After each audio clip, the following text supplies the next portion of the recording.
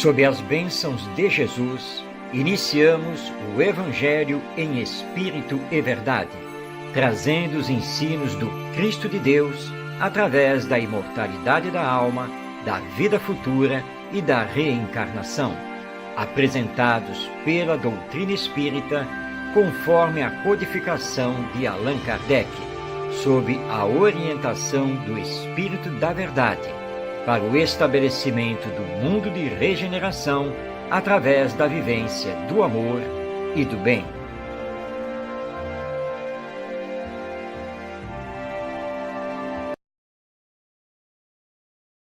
Seja bem-vindo, seja bem-vinda. Iniciamos o Evangelho em Espírito e Verdade. Aqui estamos em mais uma quinta-feira, 5 da tarde, transmitindo pela web rádio Cristo Consolador através da internet, tanto no Facebook quanto no YouTube. E você pode participar enviando sua mensagem, fazendo seu comentário, ou mesmo enviando uma pergunta. Nosso programa tem por finalidade estudar as lições do nosso Mestre Jesus à luz dos princípios que formam o Espiritismo. E nós sempre iniciamos o programa trazendo o Evangelho segundo o Espiritismo. Nós estamos fazendo o seu estudo metódico, item por item. E hoje nós vamos fazer o encerramento do seu capítulo 12, está aí na tela, que é o capítulo Amai os vossos inimigos. A última mensagem espiritual sobre o tema O Duelo.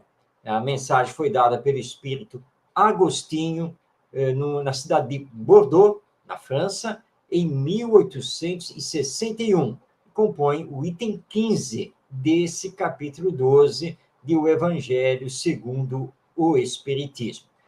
Ao final, nós temos uma nota de Allan Kardec a respeito do tema, fechando todas as mensagens que foram dadas pelos espíritos. Mas vamos conhecer aqui a mensagem de Agostinho. Vamos passar a palavra a ele nos próximos slides, para então conhecermos o pensamento, não apenas dele, mas dos espíritos superiores a respeito desse tema, o duelo. Ele nos diz: um homem do mundo, o homem feliz, que, por uma palavra ofensiva, um motivo fútil, joga a vida que Deus lhe deu e joga a vida do seu semelhante, que só pertence a Deus, este é 100 vezes mais culpado que o miserável que, levado pela cobiça e às vezes pela necessidade, introduz-se numa casa para roubar e mata o que tenta impedi-lo. Porque este é quase sempre um homem sem educação, com imperfeitas noções do bem e do mal, enquanto o duelista pertence geralmente à classe mais esclarecida. Um mata brutalmente, o outro com método e cortesia, o que faz a sociedade desculpá-lo. Acrescento mesmo que o duelista é infinitamente mais culpado que o infeliz, que, cedendo a um sentimento de vingança, mata num momento de desespero. Essas são as primeiras palavras do espírito Agostinho a respeito dessa figura do duelo. O duelo que já foi muito famoso na história da humanidade, hoje não mais, porque ele é proibido, mas que nós sabemos que, infelizmente, ainda continua acontecendo através de novas modalidades. E a primeira coisa que Agostinho nos lembra é que nós não podemos jogar nem com a nossa vida, nem com a vida do outro. Por quê? Porque a vida pertence a Deus. É dádiva divina. A vida é criação de Deus. Portanto, a vida não nos pertence. Não podemos fazer dela o que bem entendermos, porque teremos que responder por isso perante a lei divina. Reencarnar aqui na Terra é bênção, porque é a nossa nova matrícula nesta escola. Uma escola que ainda é de expiações e provas, mas não deixa de ser uma escola para que possamos fazer os aprendizados necessários, que são tanto no campo intelectual quanto no campo moral. Por isso, Agostinho inicia logo o seu texto dizendo que nós não podemos dispor da vida, nem da nossa vida, nem da vida do outro. E no caso do duelo, existe uma premeditação, existe um planejamento, que é muito diferente de acontecer uma tragédia, um assassinato, como ele dá o exemplo aqui, no caso de um assalto. Porque, normalmente, o assaltante está muito nervoso, o assaltante não programou matar ninguém, mas as forças das circunstâncias é que o levam, às vezes, a cometer esse assassinato, tirar a vida de outro. Mas o duelista é aquele que planeja, pensa, ele se programa, mede as forças, e ele sabe que, embora esteja colocando a sua própria vida em risco, mas ele sabe que as probabilidades de vitória são muito maiores para ele. Por quê? Porque ele sabe manejar melhor as armas do que o seu oponente. Muitas vezes ele já tem até uma certa experiência. Mas esse duelo, como existia antigamente, ele não existe mais. Entretanto, nós continuamos a não perdoar as ofensas, já que o nosso orgulho se sinta ferido, que o nosso amor próprio exija reparação. Quantas e quantas vezes nós vemos, então, uma tragédia anunciada, quando a pessoa se arma para ir tirar satisfações com o outro, que muitas vezes é pego de surpresa. E então Agostinho está nos lembrando que isso não pode ser desculpável perante a lei divina.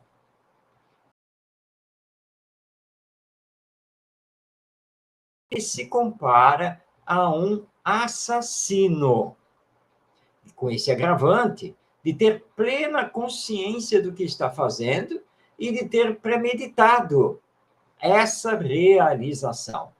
Por isso, não pode haver desculpa perante a lei divina. Embora, perante o ser humano, a todos nós que estamos aqui encarnados, muitas vezes existe uma desculpa, principalmente nessa questão que ele está lavando a honra, que não poderia ficar o dito pelo não dito, mas é o que deveria acontecer, porque Jesus foi claro ao dizer que precisamos nos amar, e esse amor também exige o exercício do perdão, da compreensão. E nós espíritas sabemos que tirar satisfações e matar o outro nada resolve, porque a vida continua após a morte. E aquele que desencarna nessa situação pode não perdoar e querer vingança, e iniciar um processo obsessivo de longo curso, difícil de ser resolvido. E não podemos esquecer que a vida continua. Isso é importantíssimo para mudarmos a nossa ótica diante dessa questão moral das ofensas e da vingança, onde nós temos a figura do duelo. Mas Agostinho continua na sua mensagem, vamos passar ao seu segundo parágrafo. O duelista não tem por desculpa o arrastamento da paixão, porque entre o insulto e a reparação, sempre há tempo de refletir. Ele age, pois, fria e premeditadamente.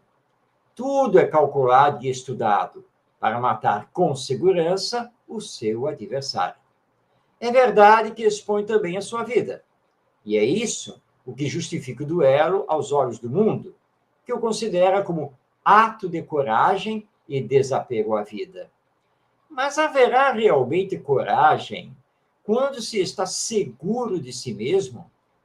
O duelo, resto dos tempos de barbárie, quando a lei era o direito do mais forte, desaparecerá com uma apreciação mais sã do verdadeiro problema da honra, à medida que o homem adquirir uma fé mais ardente na vida futura. Bem, aqui está, então, a sequência do texto do Espírito Agostinho a respeito do duelo.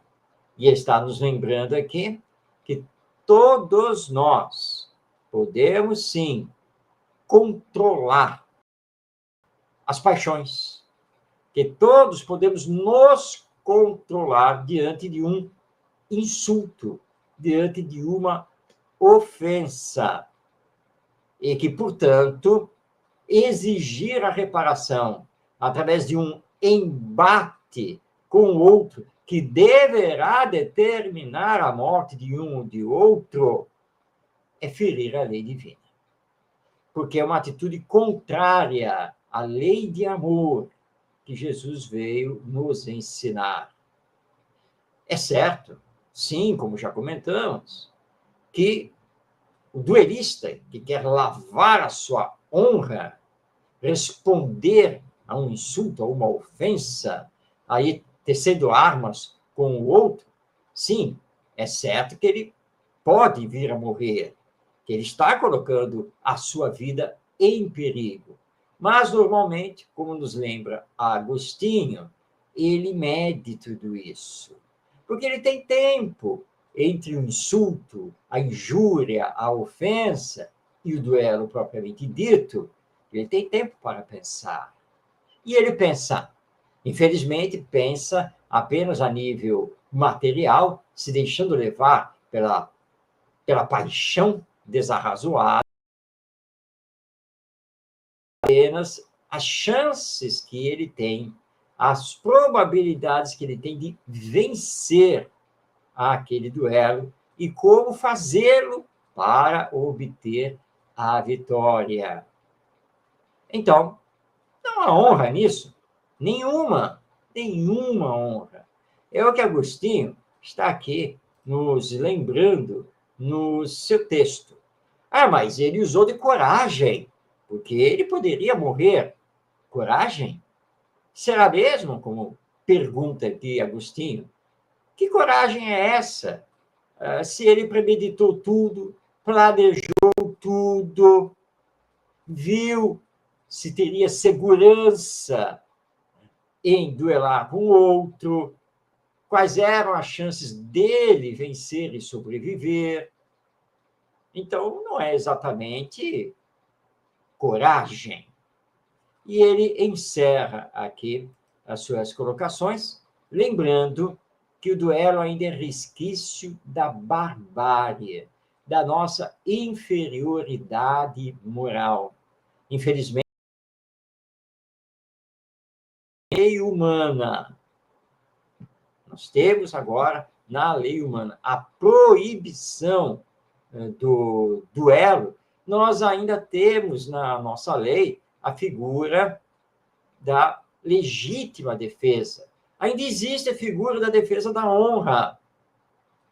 Isso tem que acabar, porque temos que aproximar cada vez mais a lei humana da lei divina. E, claro, não apenas da letra da lei, mas das nossas ações. E sabemos, então, compreender o outro, tolerá-lo, ter paciência e, acima de tudo, perdoar, pegando sempre o caminho do bem, da paz e do amor. Com esse tema, nós encerramos o estudo do capítulo 12 do Evangelho segundo o Espiritismo. Semana que vem, nós vamos abrir o capítulo 13. Fique ligado, continue aqui a nos acompanhar para termos mais aprendizados com o Evangelho e o Espiritismo. Vamos voltar aqui à nossa apresentação de slides, porque agora nós vamos retomar o estudo do livro O Espírito do Cristianismo. Nosso programa é feito por blocos de estudo. No primeiro bloco, você já viu, acabamos de estudar o Evangelho segundo o Espiritismo. Neste segundo bloco, nós temos, então, o estudo com base na obra O Espírito do Cristianismo, escrito por Caibar Schutel, publicação da casa editora O Clarim. Hoje, nós temos o capítulo com o título O Homem de Bem perante o Mundo e o Homem de Bem perante Deus. Será que tem diferença? É o que nós vamos descobrir com o estudo que Karl Schutter realiza. Mas ele realiza esse estudo tendo por base o Evangelho segundo Lucas, em seu capítulo 18, versículos 18 a 30, dos quais colocamos no slide esta parte que consideramos a principal para entendermos o tema e os comentários que Karl Schutter vai realizar. Então, lendo o Evangelho de Lucas, encontramos a seguinte narrativa. Um homem de posição perguntou-lhe, ou seja, perguntou a Jesus: Bom mestre, que devo eu fazer para herdar a vida eterna? Respondeu-lhe Jesus: Por que me chamas bom? Ninguém é bom, senão só um, que é Deus. Sabes os mandamentos: não adulterarás, não matarás, não furtarás, não dirás falso testemunho, honra a teu pai e a tua mãe. Replicou ele: Todas estas coisas tenho guardado desde a minha mocidade. Jesus, ouvindo isto, disse-lhe: Ainda uma coisa te falta. Vende tudo que tens e reparte-o pelos pobres, e terás um tesouro no céu, e vem seguir-me.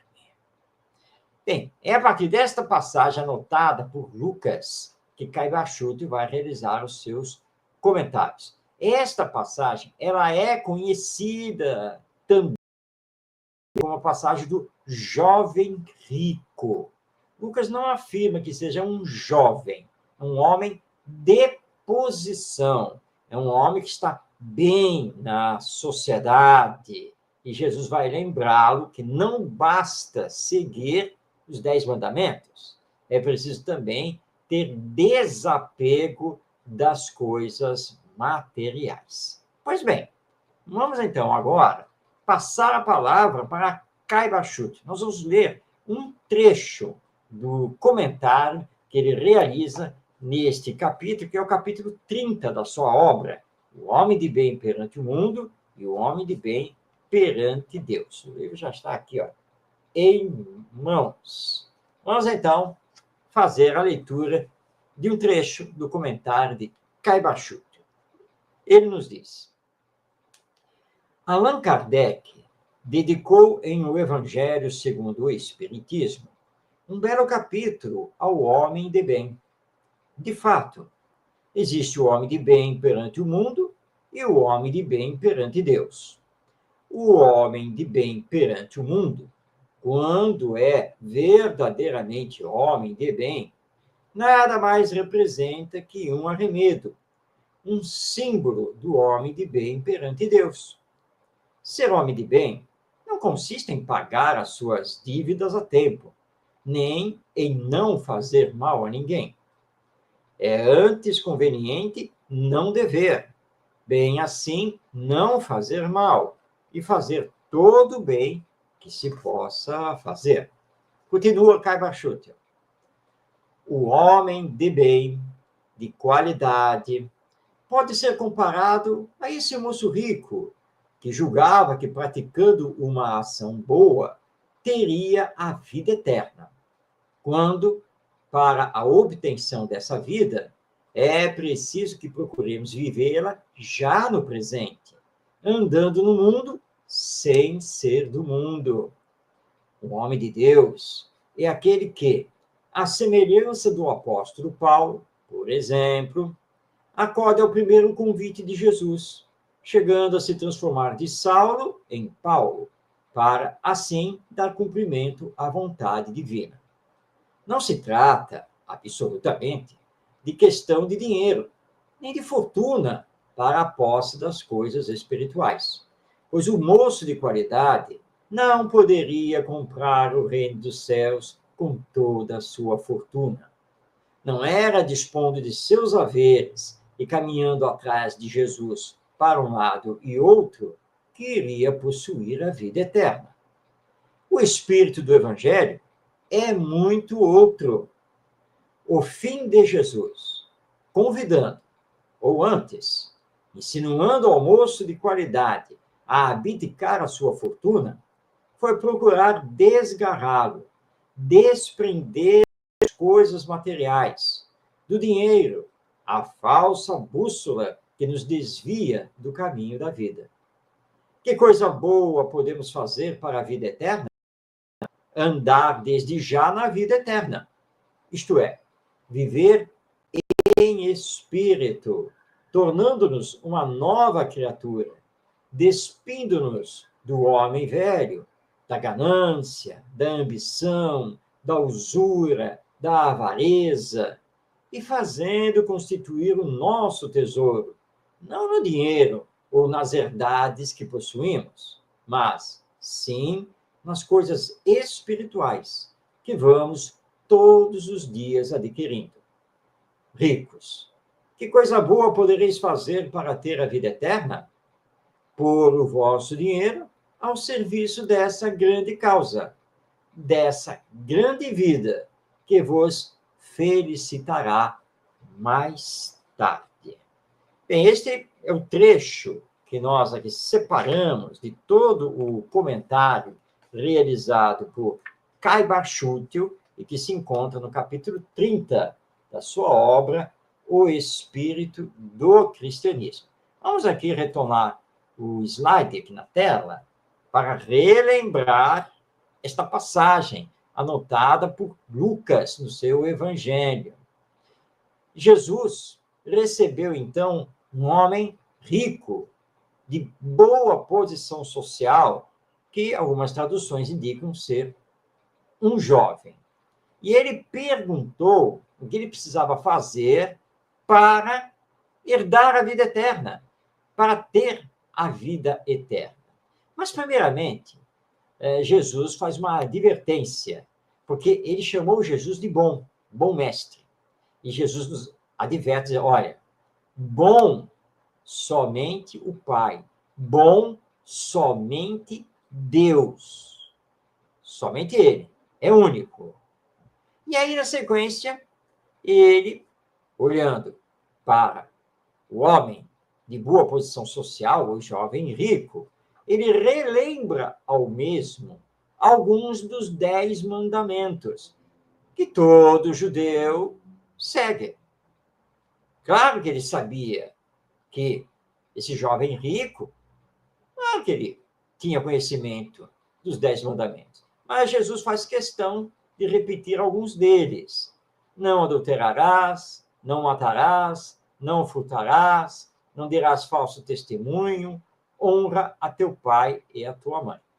E o jovem, então, respondeu a Jesus, dizendo, mas eu guardo todos esses mandamentos desde a minha mocidade. Ou seja, eu procuro cumprir esses mandamentos desde que eu sou eu aqui nesta existência.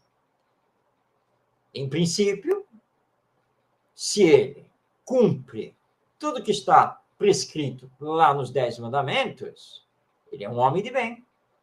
Portanto, está pronto para entrar pela vida eterna. Mas Jesus, que sabia tudo sobre esse homem rico, disse a ele, falta uma coisa.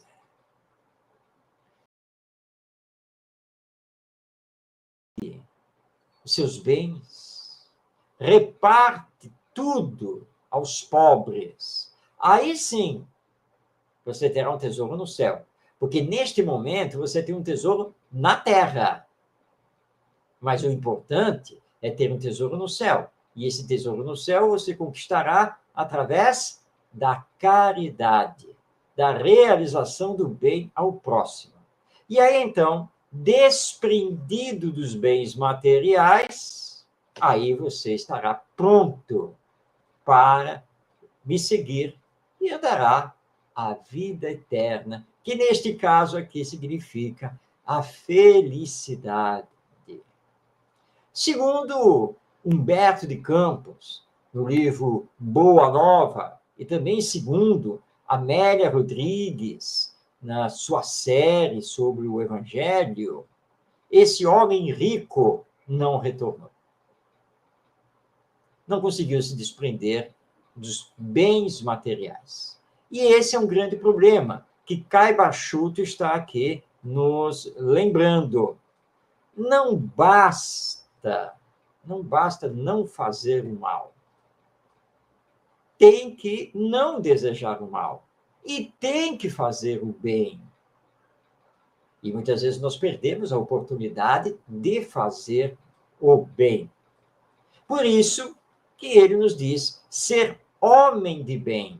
Aqui no mundo terreno é uma coisa, mas ser homem de bem perante Deus, diante de Deus, é outra coisa.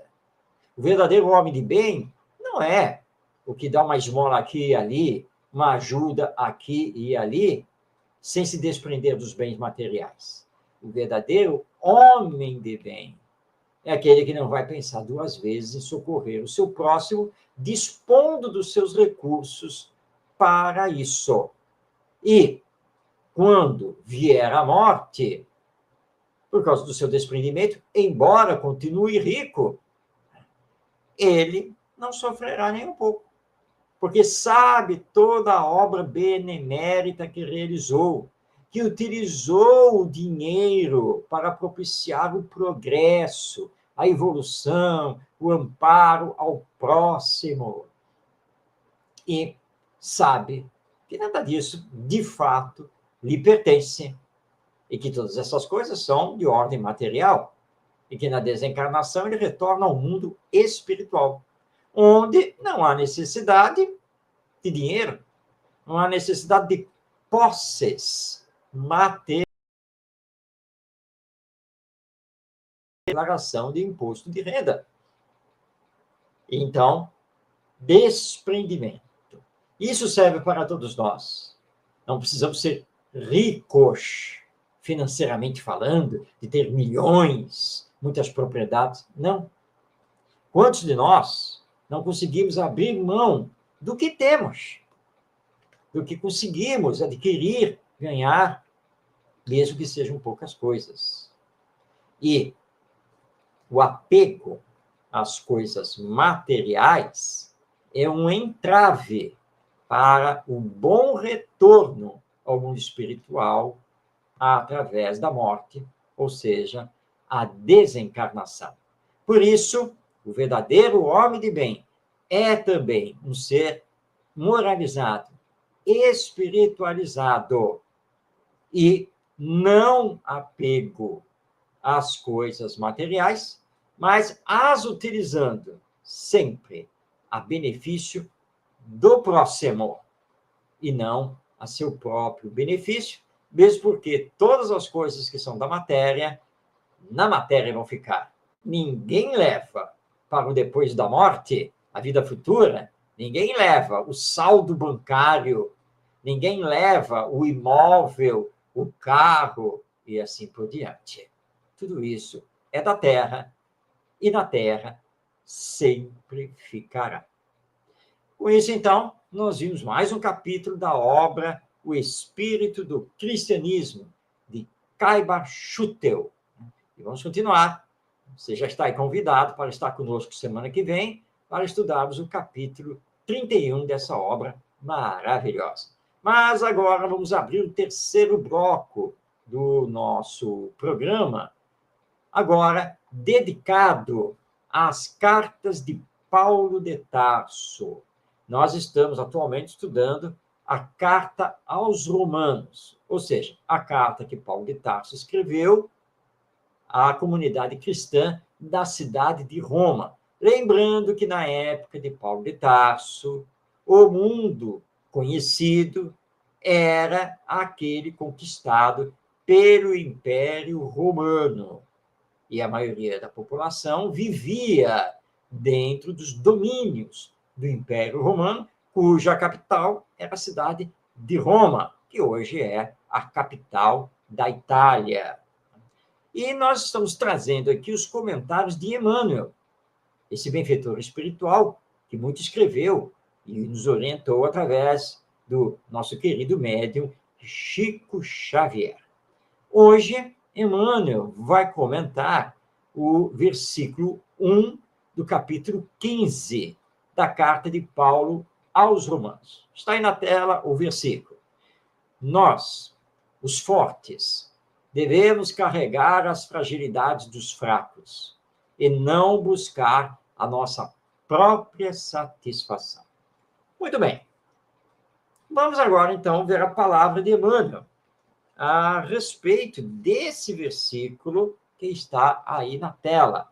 E nós encontramos, então, o comentário de Emmanuel no livro Pão Nosso, publicação da Federação Espírita Brasileira, no seu capítulo 46. É um texto relativamente curto, que vale a pena nós conhecermos. Vamos, portanto, prestar atenção nesta leitura. Emmanuel intitulou o seu texto de Vós, entretanto, comentando então esse versículo de Paulo aos Romanos. Diz Emmanuel: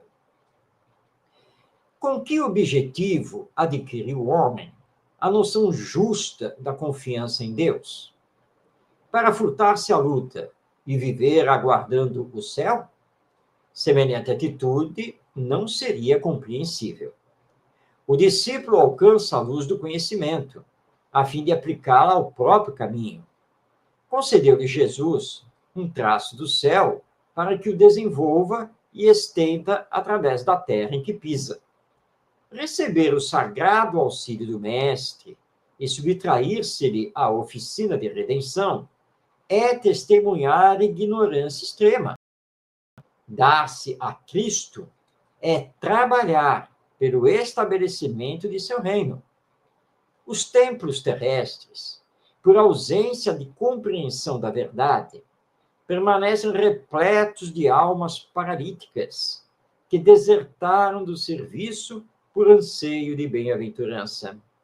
Isso pode entender-se nas criaturas que ainda não adquiriram o necessário senso da realidade.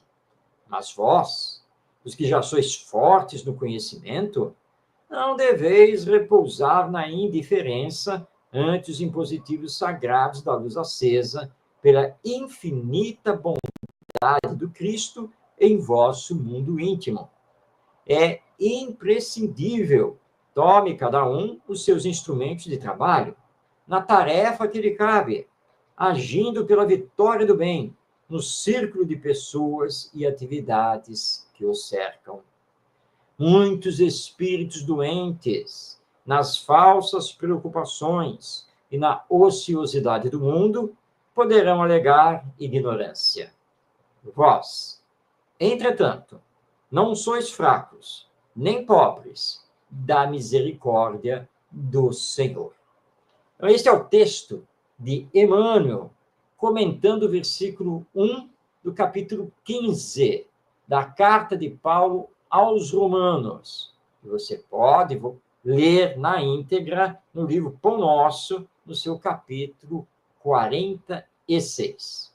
Bem, o que está aqui nos dizendo Emmanuel a respeito aqui do que Paulo nos escreveu, nos disse, voltando aqui o versículo para a tela: nós, os fortes, devemos carregar as fragilidades dos fracos e não buscar a nossa própria satisfação. Fortes? Então, somos fortes? Sim, Nós, o que já encontramos a palavra do Cristo, nós, os que já conhecemos o Evangelho, nós, os que já tivemos o encontro com o Espiritismo e a realidade da vida imortal.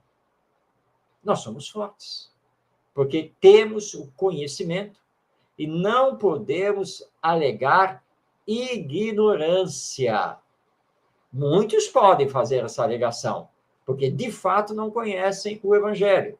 De fato, ainda nada sabem sobre a vida futura. Mas nós, que abraçamos o cristianismo e o espiritismo, não podemos fazer essa alegação. E vale a pena destacarmos aqui do texto de Emmanuel esta frase: dar-se a Cristo é trabalhar pelo estabelecimento de seu reino. Trabalhar pelo estabelecimento do seu reino. E o reino de Jesus é o reino do amor, é o reino da caridade. Esse é o reino do nosso Mestre Jesus. E é por isso que ele disse que esse reino ainda não é dele, neste mundo. Porque nós, de fato, estamos longe de exercer plenamente o amor e a caridade. Mas é dever nosso. Nosso, sim, que somos espíritas, que estudamos o Evangelho, que sabemos que a vida continua depois da morte, que somos almas imortais destinadas à perfeição, que a vida pertence a Deus. Nós, espíritas, que sabemos da reencarnação e de todas as suas consequências. Então, compete a nós trabalhar para a implantação do reino de Jesus, o reino de amor, aqui na Terra. Porque não podemos pretextar ignorância nem incapacidade. Por isso, Jesus nos advertiu que o verdadeiro trabalhador, quando pega do trabalho, não fica olhando para trás. Ele trabalha, ele semeia, e com a visão voltada para o futuro, porque a vida continua. A morte não é o fim de tudo. E todos nós haveremos ainda de retornar a esta humanidade terrena, dar continuidade a esse trabalho. Mas queremos que o amanhã seja mais fácil do que está sendo o hoje. E tudo depende da semeadura. O agricultor previdente, diligente, prepara a terra para receber a plantação. E ele sabe que fazer esse preparo dá trabalho. Mas depois, com a terra adubada, toda preparada, ele vai colher 100 por 1 de tudo aquilo que plantar. Então, nós, que já temos o Evangelho e o Espiritismo, confiando em Deus, nosso Pai, e em Jesus, nosso Mestre, porque eles não nos abandonam, que cumprem a missão de nos auxiliar. Por isso, então, Paulo está aqui nos lembrando, neste versículo da carta aos Romanos, em relação aos fracos, aos ignorantes, os que ainda estão no mal, nós precisamos carregar essas suas fragilidades, porque não estamos aqui na Terra para trabalhar o Evangelho para a nossa própria satisfação, para adaptar o Evangelho à nossa zona de conforto, para termos destaque. Não é para isso que estamos aqui na Terra como discípulos do nosso Mestre Jesus. Semeemos, façamos, trabalhemos. É isso o que nós temos que realizar, porque aí estaremos dando cumprimento à nossa missão, ao porquê estamos aqui encarnados. Semana que vem, teremos mais um versículo da carta aos Romanos, acompanhado do comentário do nosso querido benfeitor espiritual, Emmanuel. E agora, vamos voltar aqui ao nosso slide, antes de nós passarmos para o quarto e último bloco do programa, vamos à nossa dica literária espírita. Hoje está aí na tela o livro Mais Luz, ditado pelo espírito Batuíra e recebido pelo nosso querido médium Chico Xavier. Batuíra. Você sabe quem é Batuíra? Eu vou dar apenas uma dica aqui. Ele foi um valoroso espírita de São Paulo, capital, imigrante português, e que abraçou o espiritismo e a caridade. Batuíra é apenas um apelido. Quem ele é? Agora você vai pesquisar, não é? Porque nós temos aí a internet, né? E você vai descobrir esse valoroso companheiro espírita que foi Batuíra. E vai também ler essa obra Mais Luz, com mensagens maravilhosas de muita orientação para todos nós. Então, essa é a dica literária espírita de hoje em nosso programa. Chegamos, então, agora ao quarto e último bloco, quando cedemos a palavra a José Herculano Pires, que, aliás, que está o convite para que você também pesquise sobre a vida e obra desse nosso querido companheiro, desencarnado em 1979, e que deixou uma marca profundíssima para todos nós, como um grande defensor do espiritismo, amiguíssimo do médium Chico Xavier. Entre as várias atividades de Herculano Pires, nós tivemos a de radialista, e ele comandou o programa No Limiar do Amanhã, de 1970 a 1974, pela Rádio Mulher de São Paulo, capital. No final do programa, ele fazia um comentário sobre um trecho do Evangelho. Esses comentários foram transcritos e estão publicados nesse livro que está aí na tela, O Evangelho de Jesus em Espírito e Verdade. Mas nós estamos trazendo ao programa o áudio original. Então, hoje nós temos mais um áudio. E esse áudio, ali mais ou menos em torno dos 2 minutos, esse áudio sofre um pouco, mas não foi possível melhorá-lo.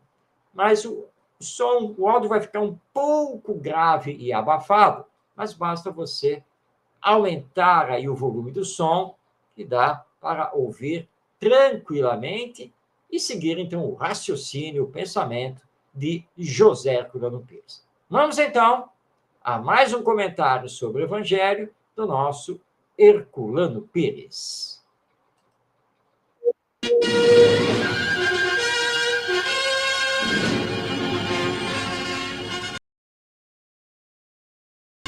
Em Espírito e Verdade.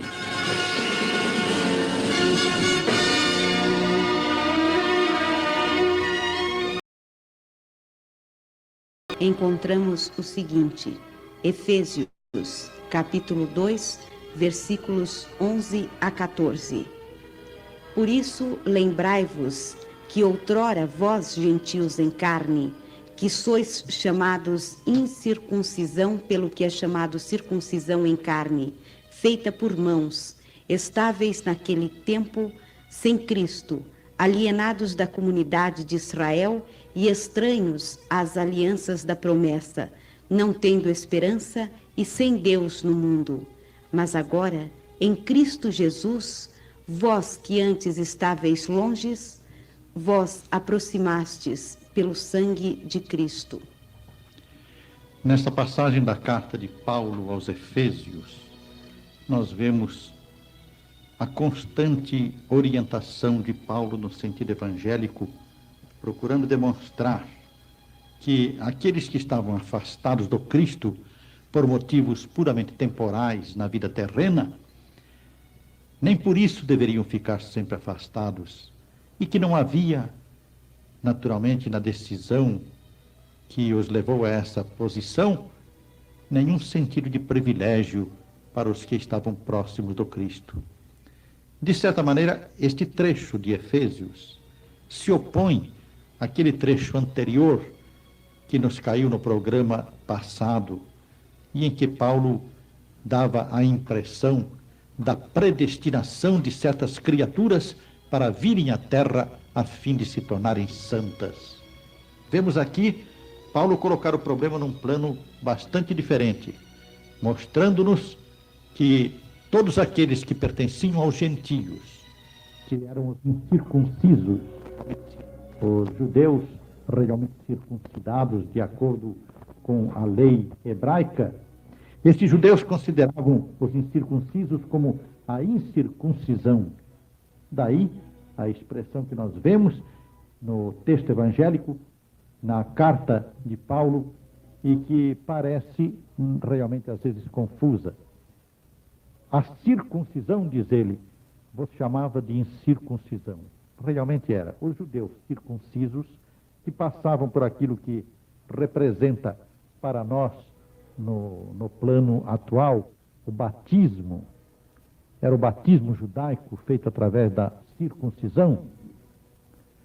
Os que passavam por isto achavam que os gentios eram impuros, eram indivíduos afastados da lei de Deus, eram indivíduos que se entregavam apenas à idolatria e às suas paixões inferiores, e que por isso deviam ser considerados realmente como impuros. Existe até a conhecida expressão judaica, os goim. Eles eram chamados goim, porque a palavra goim queria dizer estrangeiro e impuro, queria mostrar que eram pessoas afastadas da comunidade de Israel. Ora, o apóstolo Paulo, que havia sido doutor da lei, havia exercido funções elevadas no centro no centro espiritual de Jerusalém, que era o templo. O apóstolo Paulo se levantava, entretanto, logo que se converteu ao Cristo, contra esta discriminação. Foi por isso que ele se tornou o apóstolo dos gentios. Como apóstolo dos gentios, ele mostrou, na sua qualidade de ex-doutor da lei, que passava por cima de todos os preconceitos judaicos. Ele, um doutor da lei, ia falar aos gentios no exterior, nos países diversos em que, segundo a concepção judaica, reinava apenas a impureza, reinava a selvageria, a brutalidade dos homens, completamente desprovidos do amparo de Deus.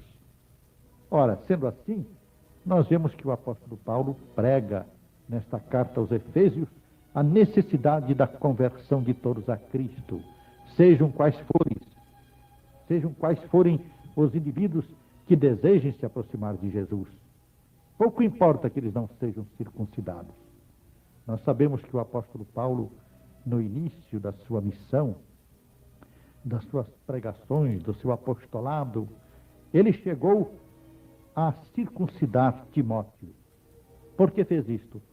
Porque ele também entendeu, inicialmente, que era preciso o indivíduo tornar-se judeu para depois tornar-se cristão. Mas depois disto, o apóstolo Paulo recusou-se a fazer tais coisas. E nem mesmo o batismo da água, que continuava a ser usado pelos cristãos primitivos, ele não usou mais. Nós conhecemos a sua expressão a respeito. Eu não fui enviado a batizar, mas a evangelizar. Ele afastou-se de todas essas práticas exteriores, por compreender que no campo do evangelho o que vale é o que está no íntimo da criatura. O que vale não é o formalismo exterior, não é a prática externa, é o sentimento profundo, é a fé, é a compreensão espiritual que a pessoa deve adquirir, deve ter. É neste sentido que o apóstolo Paulo insiste, junto das igrejas do seu tempo, e em particular nesta carta, junto à igreja de Éfeso, para que os cristãos ali reunidos compreendessem a necessidade de romper com o passado, de se libertar dos formalismos religiosos e de caminhar num sentido mais livre para a compreensão do Evangelho em espírito e verdade. Por isso mesmo, foi ele, o apóstolo Paulo, que nos deixou essa frase lapidar, bastante importante para todos os que querem compreender a verdade espiritual. A letra mata, só o espírito vivifica.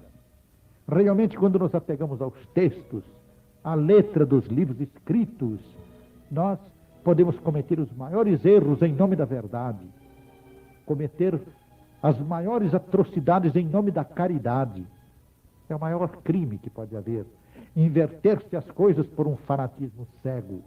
No entanto, esse crime foi largamente praticado no mundo, através das guerras de religião, dos massacres de povos inteiros em nome de Deus e em nome de Jesus, apenas porque se interpretou errado um determinado texto das Escrituras Sagradas. Daí o apóstolo Paulo insistir com os efésios na necessidade de compreenderem que a realidade espiritual nos conclama a uma elevação íntima, a uma reforma interior e não ao apego a expressões textuais destas ou daquelas escrituras.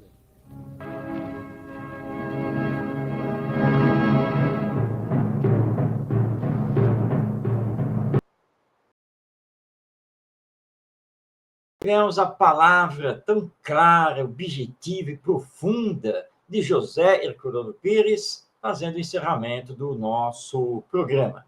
Lembrando que o Evangelho em Espírito e Verdade é ao ar pela Web Rádio Cristo Consolador, toda quinta-feira, às 5 da tarde, mas que você pode assistir todos os nossos programas depois no YouTube, tanto no canal da Web Rádio Cristo Consolador, quanto também no seu canal parceiro, que é o canal Orientação Espírita. Então, você já sabe que os vídeos estão disponíveis no YouTube.